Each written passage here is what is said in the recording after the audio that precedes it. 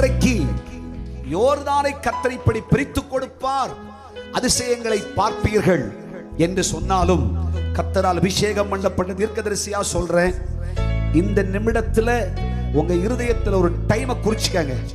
ஹல்லேலூயா. 24 மணி நேரத்தில் அற்புதம் இல்லை, 24 நிமிடத்தில் அற்புதம் இல்லை, 24 செகண்ட்ல அற்புதம். ஹல்லேலூயா. இப்படி நீங்கள் உங்கள் இருதயத்தில் அறிக்கை செய்வது உண்டானால் அவர் உங்கள் நடுவே அற்புதம் செய்ய வல்லவராய் இருக்கிறார்.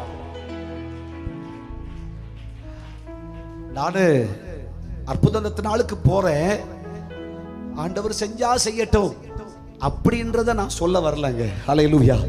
இயேசு எனக்கு அற்புதம் செய்வார், கர்த்தரை விடுவிக்க வல்லவர். நான் சொல்றேன், அடுத்த அற்புதத்தின் நாள் வருவதற்கு முன்னே கர்த்தர் என் குடும்பத்தில் இருக்கிற கஷ்டங்களை மாற்றி, என் கடனை மாற்றி, என் துக்கத்தை மாற்றி எனக்கு ஒரு அற்புதத்தை ஆண்டவர் செய்வார். நான் கடன் வாங்க மாட்டேன், கடன் கொடுப்பேன்.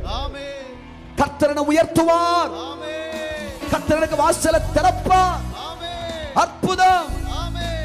நாள் சொல்லு.